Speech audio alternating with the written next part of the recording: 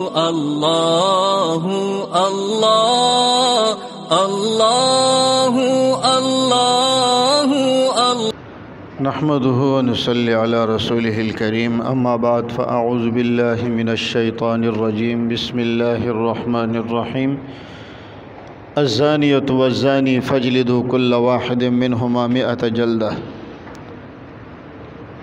صدق اللہ العظیم۔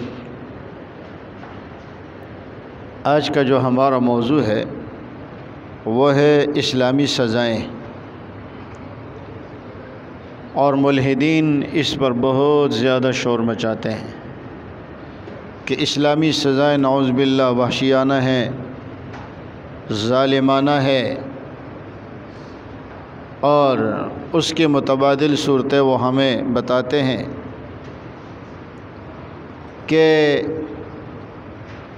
آپ ایک آدمی کا ہاتھ کاٹ کر، پاؤں کاٹ کر یا قتل کر کے اس کے زندگی کا خاتمہ کر دیتے ہو، یا اس کے اعضاء کاٹ کر آپ اسے مفلوج کر دیتے ہو، بجائے اس کے آپ یوں کریں کہ ان کو جیل میں ڈالیں اور ان کی تربیت کریں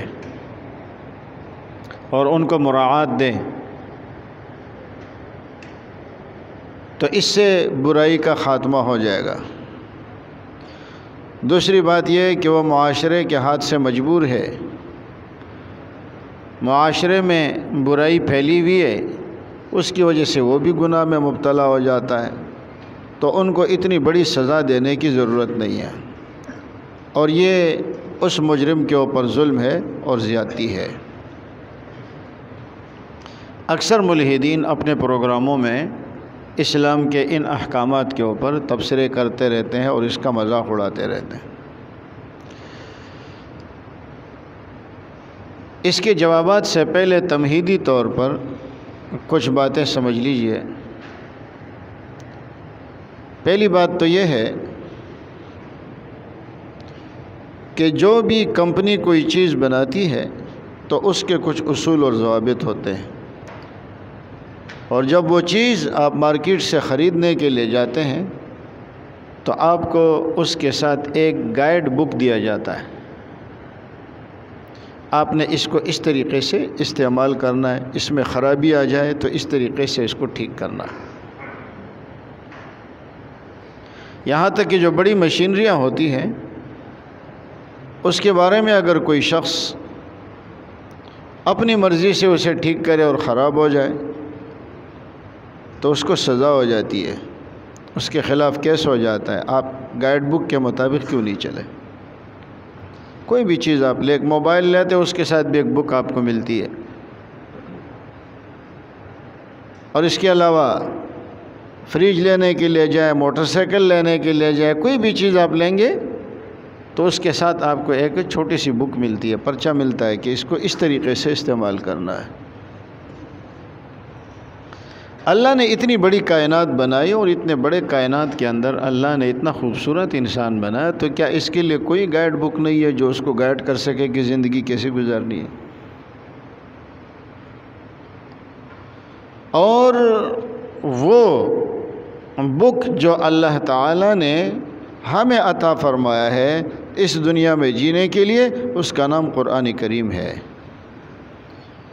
اور پھر اللہ نے صرف اس بک پر اکتفا نہیں کیا، بلکہ اس بک کے ساتھ بندہ بھی بھیج دیا جو ہمیں وہ بک سمجھائے، اس کی تشریح کرائے۔ یہ دوسری مہربانی دیکھیں۔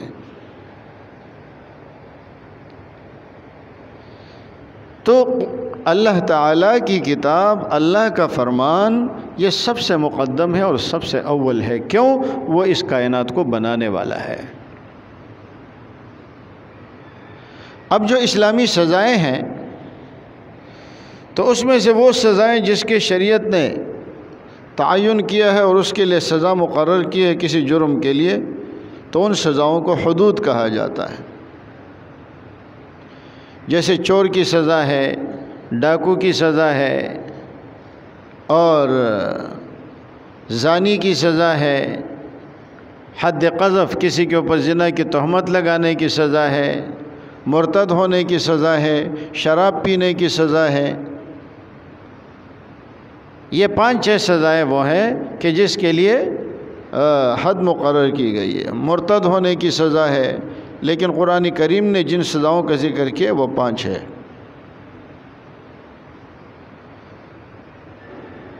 اور وہ سزائیں کہ جس کا تعلق کسی انسان کے قتل کے ساتھ ہو یا اس کے کسی جسمانی نقصان کے ساتھ ہو تو اس کو قصاص کہا جاتا ہے۔ کسی نے کسی کو قتل کر دیا تو قصاصاً اس کو قتل کیا جائے گا۔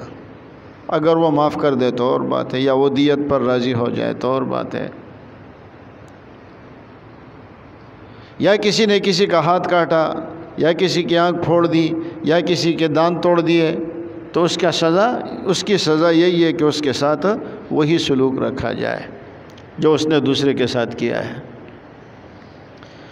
اور جس کی سزا متعین نہیں ہے لیکن جرم قابل سزا ہے تو وہ حاکم کے ثوابدید پر چھوڑ دیا گیا ہے۔ وہ اس کے لیے جو سزا تجویز کرے وہ تجویز کر لے، قاضی جو سزا تجویز کرے وہ سزا اس کے لیے تجویز کر لے۔ اس کو تعزیرات کہا جاتا ہے، لیکن عام طور پر تعزیرات کہہ کر ہم ان تمام سزاؤں کو مراد لیتے ہیں، تعزیرات پاکستان یا تعزیرات ہند وغیرہ، تو اس سے مراد یہ تمام سزائیں ہوتی ہے، لیکن حقیقت میں ان سزاؤں میں فرق ہے۔ اور پھر اللہ تعالیٰ نے جو سزائیں متعین فرمائی ہے، اب یہاں غلطی کیا ہو رہی ہے ملحد سے؟ ملحد سے غلطی یہ ہو رہی ہے کہ اسے معاشرے میں یہ ایک شخص نظر آ رہا ہے کہ جس کا ہاتھ کاٹا جا رہا ہے، وہ ایک شخص نظر آ رہا ہے جس کو قتل کیا جا رہا ہے، وہ ایک شخص نظر آ رہا ہے جسے کوڑے لگائے جا رہے ہیں، باقی معاشرہ اسے نظر نہیں آ رہا۔ اللہ نے کیا فرمایا؟ وَلَكُمْ فِي الْقِصَاصِ حَيَاةٌ يَا أُولِي الْأَلْبَابِ، فرمایا قصاص میں اللہ نے تمہارے لیے زندگی رکھی ہے۔ آپ کہیں گے قصاص میں کون سی زندگی ہے؟ قصاص میں تو بندہ مر رہا ہے، گردن ماری جا رہی ہے، قتل کیا جا رہا ہے، سنگسار کیا جا رہا ہے، سزا دی جا رہی ہے، اور آپ کہتے ہیں زندگی ہے۔ فرمایا زندگی اس لیے ہے کہ اگر ایک آدمی کو قصاصاً قتل کر دیا گیا تو اس کی وجہ سے ہزاروں لاکھوں انسان عبرت حاصل کر کے اس جرم سے بچتے ہیں اور زندگی کے مستحق ہو جاتے ہیں۔ اللہ کو معلوم تھا کہ یہ میرے ان سزاؤں پہ اعتراض کریں گے، تو اس لیے اللہ نے پہلے ہی سے اس کا جواب دے دیا، وَلَكُمْ فِي الْقِصَاصِ حَيَاةٌ، اس میں تمہارے لیے موت نہیں ہے، اس میں تمہارے لیے حقیقت میں زندگی ہے۔ اب ملحد یا ہمارا لبرل، اس کو یہ تو نظر آ رہا ہے کہ آپ نے ایک شخص کو پھانسی کی سزا دے دی، لیکن اس کو یہ نظر نہیں آ رہا کہ جس شخص کو اس نے قتل کیا ہے اور اس کی بیوی کو اس نے بیوہ بنایا ہوا ہے، اس کے بچوں کو اس نے یتیم کیا ہوا ہے، ان کا کیا ہوگا؟ کیا وہ انسان نہیں تھے؟ ان کے اوپر جو قیامت برپا ہو گئی ہے، کیا وہ انسان نہیں تھے؟ تو اگر اس چیز کو آپ دیکھیں گے تو آپ کو اسلامی سزا کی حکمت سمجھ میں آ جائے گی۔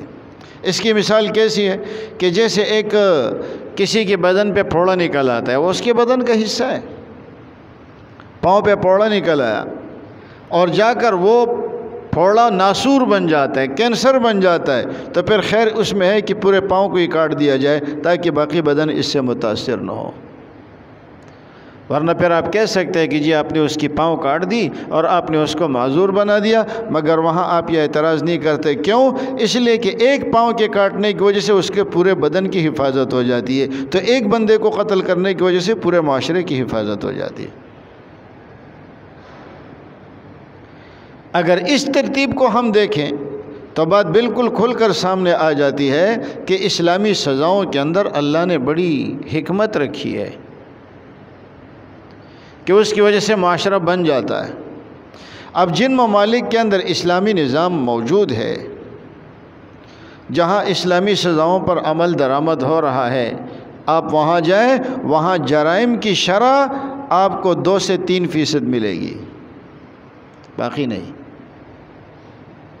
سعودیہ میں تو ماشاء اللہ آپ سب حضرات گئے ہوں گے، آپ نماز پڑھنے کے لیے جاتے ہیں، وہ دکانیں پیچھے کھلی پڑی ہوئی ہے، کوئی دکان بند ہی نہیں کرتا، ان کو پتہ ہے۔ تو یہ آپ کو نظر نہیں آ رہا، اور آپ کے ہاتھ دکان پہ آ کر آپ کی موجودگی میں گن پوائنٹ پہ آپ سے پیسے لے جاتا ہے، یہ آپ کو منظور ہے؟ ایک آدمی بیچارہ پورا مہینہ محنت کرتا ہے اور مزدوری کرتا ہے، جا کر جب آخر میں اس کو تنخواہ ملتی ہے، تنخواہ کے ساتھ وہ واپس آتا ہے، فوری طور پر راستے میں کسی نے پکڑ لیا، پیسے سارے لے لیے اور ساتھ میں 2-4 مکے بھی مارے۔ یہ زیادتی آپ کو نظر نہیں آ رہی؟ اور جب اس کا ہاتھ کاٹا جاتا ہے یا اسے ڈاکو والی سزا ملتی ہے، پھر پورا معاشرہ اٹھ جاتا ہے، جی ہمیں ایسے اسلام منظور نہیں ہے، تمہیں ایسی جمہوریت منظور ہے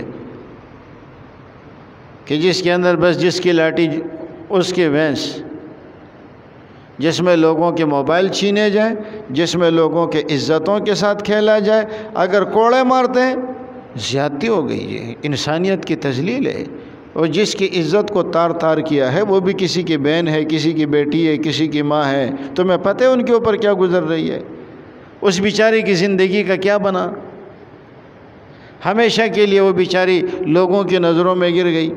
یہ ملحد کو بھی نظر نہیں آتا اور ہمارے لبرل کو بھی نظر نہیں آتا، اس کو صرف یہ چیز نظر آتی ہے۔ اچھا دوسری طرف کیا کہتے ہیں؟ اگر کوئی جرم دنیا میں ہو رہے ہیں اور اللہ ہر چیز پر قادر ہے تو اللہ اس جرم کو روکتے کیوں نہیں ہے؟ بھئی روک تو رہے ہیں، ساتھ دو اللہ کے قانون کا، آپ قوانین نافذ کر دیں پھر دیکھیں کیا ہوتا ہے۔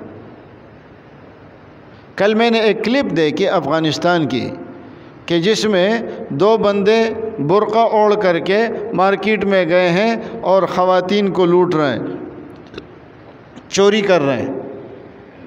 ان لوگوں کو کیا سزا دی؟ لا کر گاڑی کے اوپر دونوں کو کھڑا کر دیا اسی برقعے سمیت، اور پوری قوم جمع ہے اور ان پر لعن طعن کر رہی ہے۔ بتائیے وہ دوبارہ چوری کرے گا؟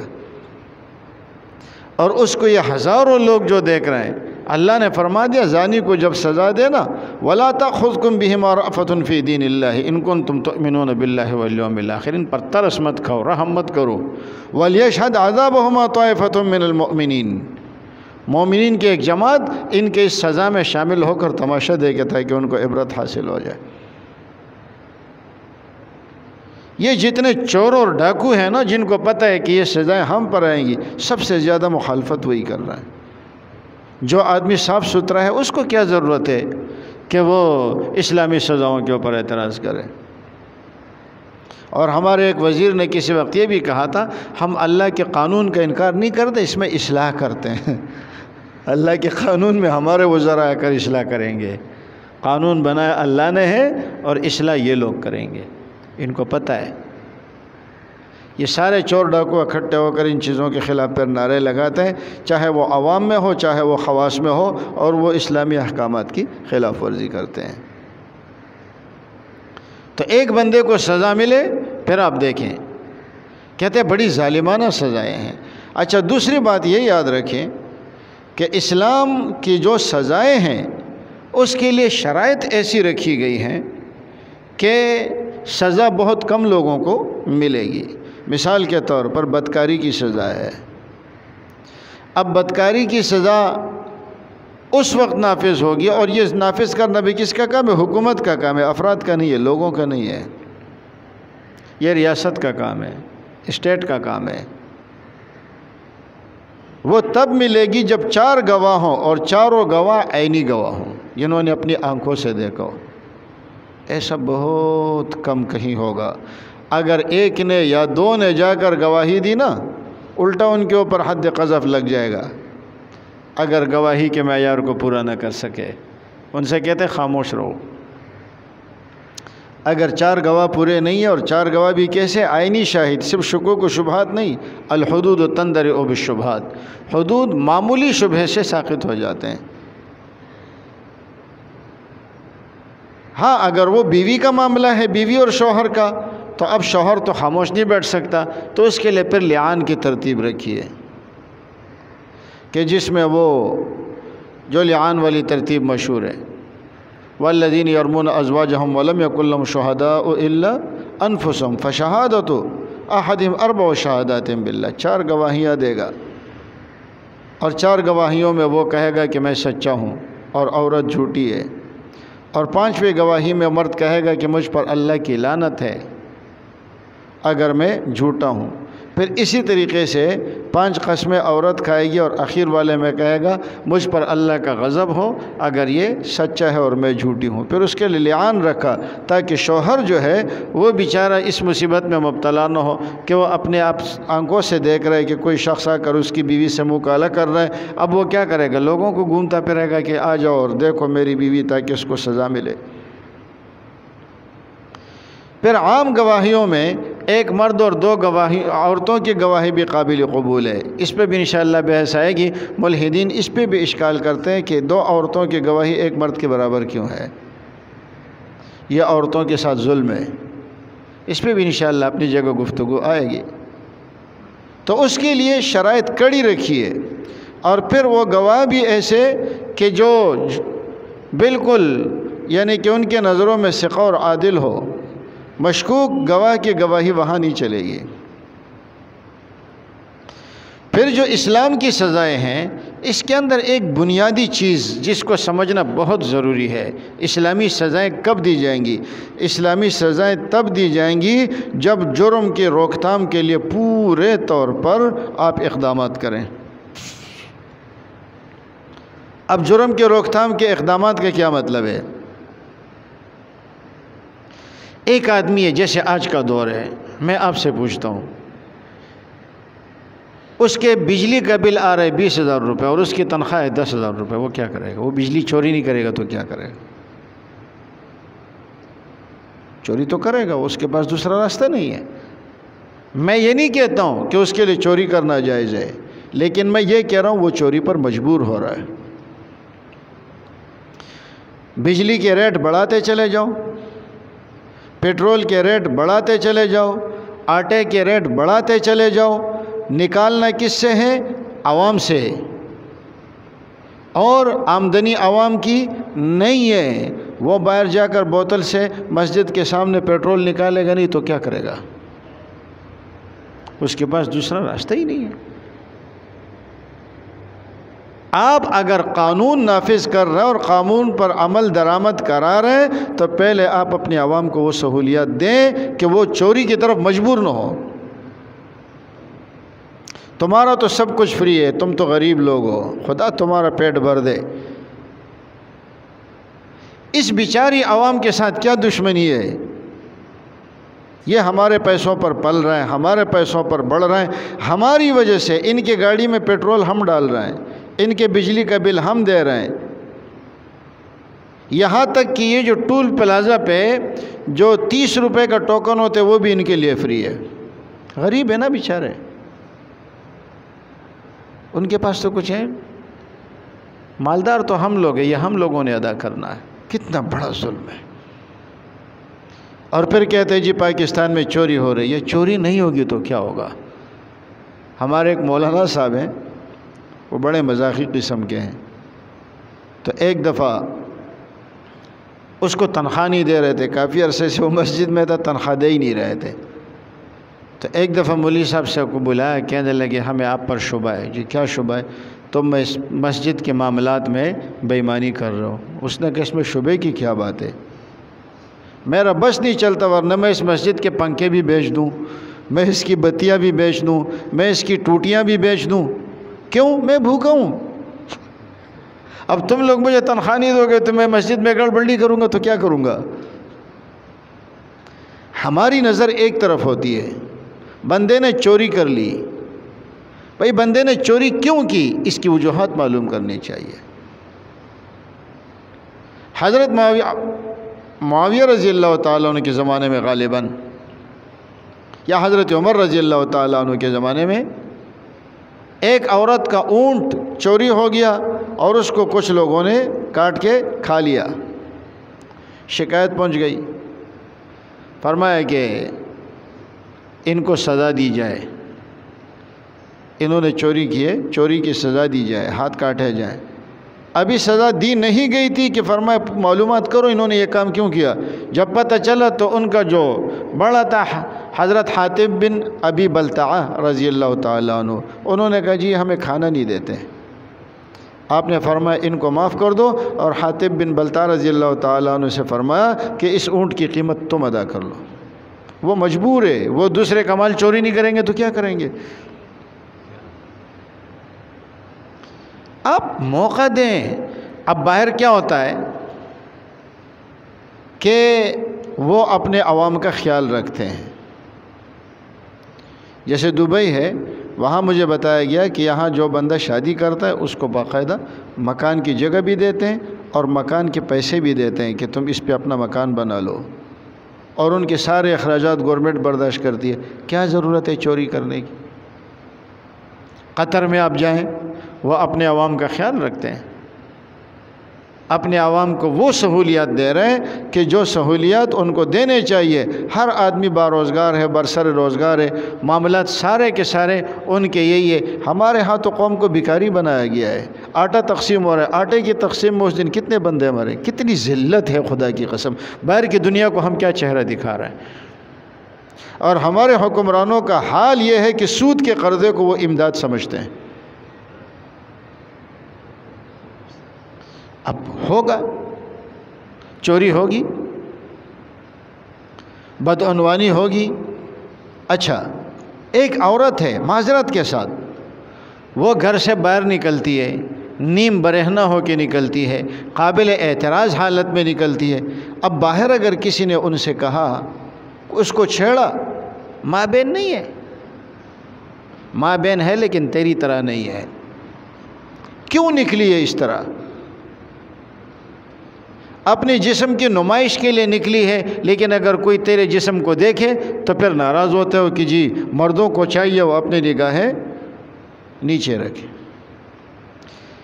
وہ کہتا ہے نا، سب مجھ سے یہی کہتے ہیں نیچے رکھ نگاہ اپنی، کوئی ان سے نہیں کہتا نہ نکلو یوں آیا ہو کر۔ ان کو کوئی نہیں کہتا۔ اچھا، جب یہ ماحول ہوگا تو آپ مجھے بتائیں بد نظری ہوگی یا نہیں ہوگی؟ بدکاری ہوگی یا نہیں ہوگی؟ آپ اس ماحول پہ پابندی لگائیں، شرعی پردہ لائیں، پھر دیکھیں کون بد نظری کرتا ہے۔ ماحول تو کھلا دیا ہوا ہے، لیکن نہیں جی، وہ کہتے ہیں درمیان تخت دریا تخت، درمیان قعر دریا تخت بندم کر دئی، باز می گوئی کے دامن تر مکن ہوشیار باش۔ دریا کے بیچ میں مجھے پھینک دیا ہے اور کہتے خبردار دامن تر نہ ہو جائے۔ کیسے بچاؤں اپنے دامن کو؟ اسلامی سزا ایسی ویسی نہیں ہے، وہ آپ کو جرم سے، جرم پر ابھارنے والے تمام عوامل کا سادباب کرے گا۔ اب مجھے بتائیں چوری کیوں ہو رہی ہے؟ غربت روزگار نہیں ہے۔ ڈاکے کیوں مارے جا رہے ہیں؟ غربت روزگار نہیں ہے۔ عورتیں اپنا جسم کیوں بیچ رہی ہے؟ غربت روزگار نہیں ہے۔ دونوں لوگوں کو روزگار، یہ سارے جرم خود ختم ہو جائیں گے۔ کیا ایک عورت کو پتہ نہیں ہے کہ اپنے جسم کو بیچنا یہ بے حیائی ہے؟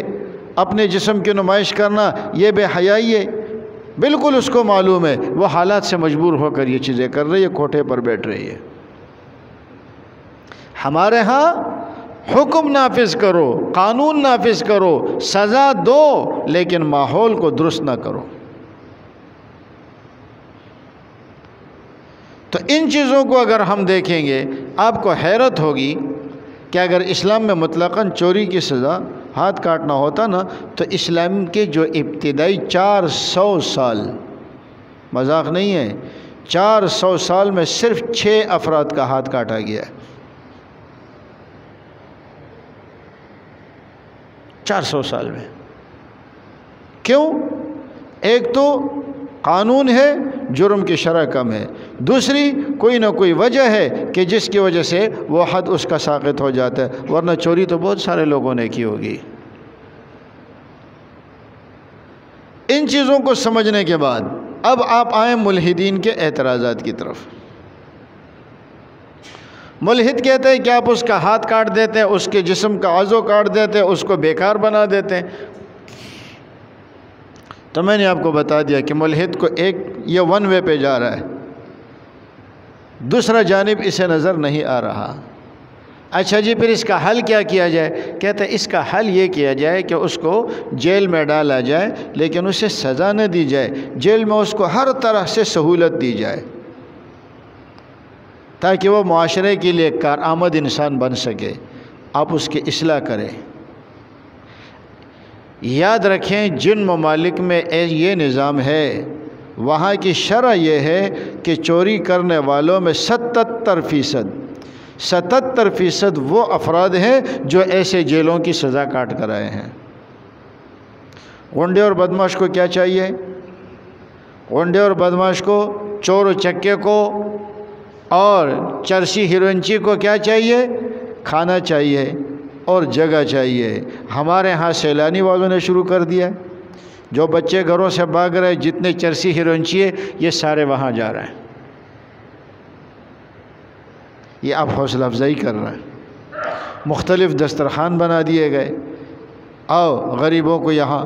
اب اس میں کیا ہوگا؟ ٹھیک ہے غریب لوگ اس میں کھاتے ہوں گے، مگر یہ کہ اس قسم کے لوگوں کے لیے اڈے بن گئے۔ اب جب ایک مجرم کو پتہ ہے کہ میں جیل میں جاؤں گا تو جیل میں مجھے اے سی والے کمرے میں رکھا جائے گا، مجھے میرا من پسند کھانا ملے گا، میرے ناز و نخرے ہوں گے، تو پھر ہم جیسا بندہ بھی کہے گا یار یہ رمضان کا مہینہ ہے اسی میں گزارو جاؤ۔ اس سے جرم رکے گا نہیں، اس سے جرم اور بڑھتا ہے۔ اور جہاں سزائیں ہیں وہاں ٹوٹل جرم جو ہے وہ 2 سے 3% ہے، 4% کر لو۔ تو اب بتائیے کامیاب طریقہ ان کا ہے یا ہمارا ہے؟ پھر یہ کہ وہ معاشرے سے، ماحول سے متاثر ہو چکا ہے۔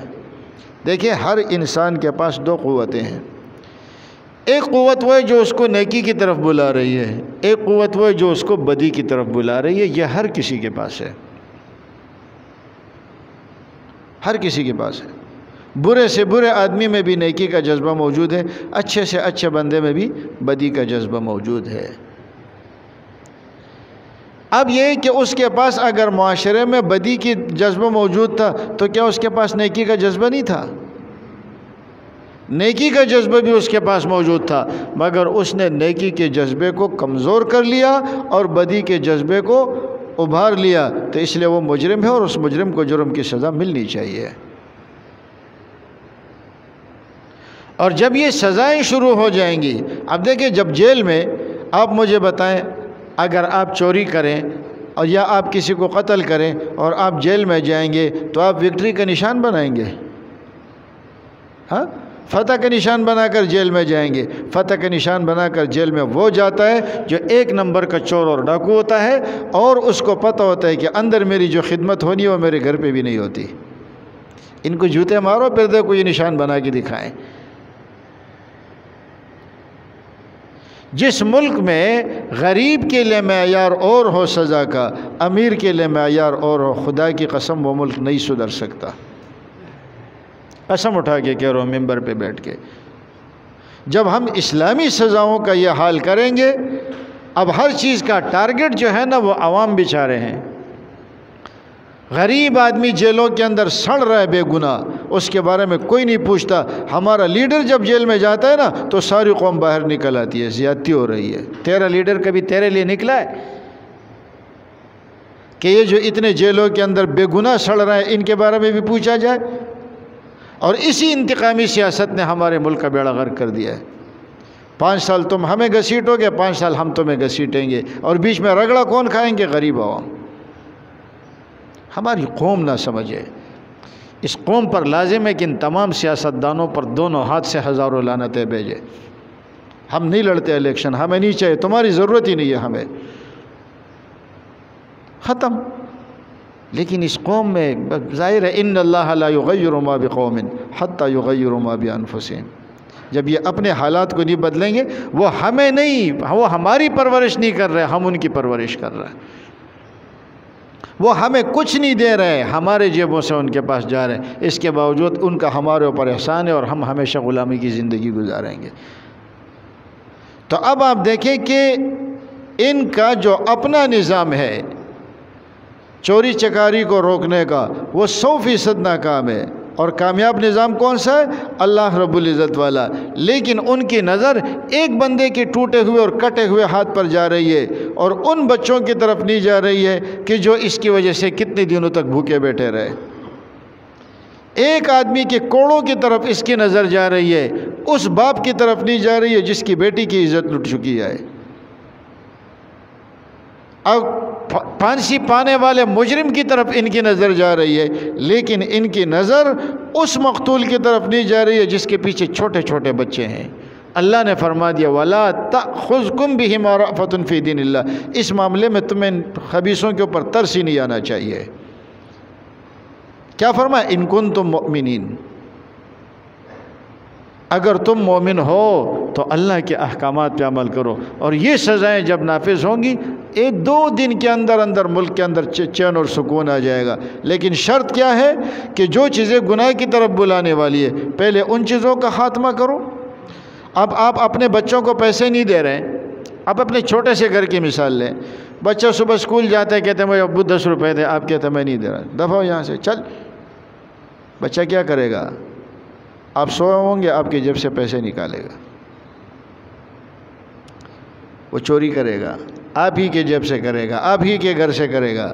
اگر آپ اپنے بچوں کی ضروریات کو پورا کر رہے ہیں اور ضروریات کو پورا کرنے کے باوجود وہ بچہ چوری کرتا ہے تو پھر اس بات کا حق بنتا ہے کہ آپ اس کو سزا دیں. میں نے کون سی کمی رکھی ہے تیرے لیے کہ تو نے چوری کی؟ تو اسی طریقے سے جو قوم کا حکمران ہوتا ہے اس کی حیثیت اپنے عوام کے لیے باپ کی ہوتی ہے. وہ باپ کی طرح اپنے عوام کی ضروریات کو پورا کرے، پھر اگر عوام یہ حرکت کرے تو اسے حق پہنچتا ہے کہ اس کو سزا دے. لیکن نہیں جی، بجلی کے ریٹ آسمانوں تک جائیں گے، آٹے کے ریٹ آسمانوں تک جائیں گے، گیس کے ریٹ آسمانوں تک جائیں گے، پیٹرول اور ڈیزل آسمانوں تک جائے گا، دالیں اور تیل آسمانوں تک جائے گا، لیکن تم چوری نہ کرنا. ہم چوری نہ کریں تو کیا کریں؟ آپ بتائیں ہم کریں کیا؟ زندہ تو رہنا ہے نا. اب یہ عید قریب آ رہی ہے، لوگ اپنے بچوں کے لیے کپڑے بنا رہے ہیں. ایک آدمی ہے بیچارہ، اس کے پاس کپڑے بنانے کے پیسے نہیں ہیں. وہ جب دیکھتا ہے نا کہ اشرافیہ کھا رہا ہے اور میں غریب آدمی بچوں کے لیے 2 وقت کی روٹی نہیں دے سکتا، تو وہ جا کر اسی اشرافیہ کو گردن سے پکڑتے اور کہتے نکال، تیرے باپ کا نہیں ہے. کون سی غلطی کی ہے اس نے؟ وہ مجبور ہو چکا ہے. ہم یہ نہیں کہہ رہے کہ وہ صحیح کر رہا ہے، مجبور ہے. جب وہ مجبور ہوگا تو پھر وہ یہ حرکتیں کرے گا. آپ کو ان حرکتوں سے تو نفرت ہے، عوام کو جتنا دباؤ، لیکن یہ ہے کہ عوام کو اس بات کی اجازت نہیں ہونی چاہیے کہ وہ پھر آگے جا کر کے کوئی جرم کا ارتکاب کرے. عوام اگر جرم کا ارتکاب کر رہی ہے تو اس کی ذمہ داری بھی آپ پر ہی لاگو ہوتی ہے. ہمارے حکمرانوں یہ بات سمجھ لو، آپ اگر ان کو انصاف دیں گے کبھی کوئی چوری نہیں کرے گا، کبھی کوئی ڈاکہ نہیں مارے گا.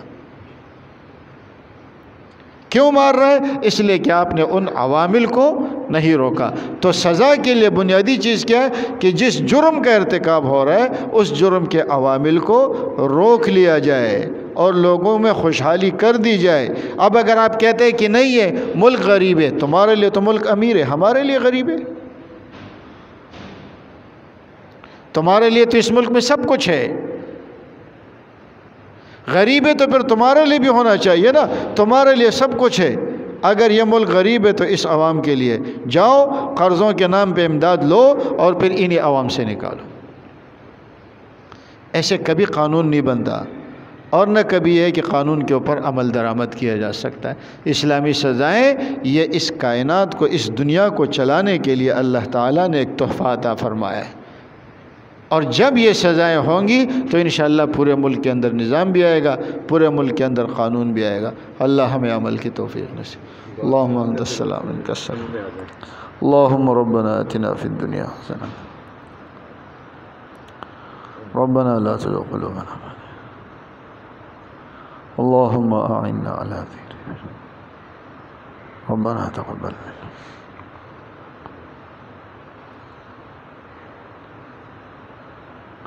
وصلی اللہ تعالی علی خیر خلق محمد وعلی آلہ وسلم.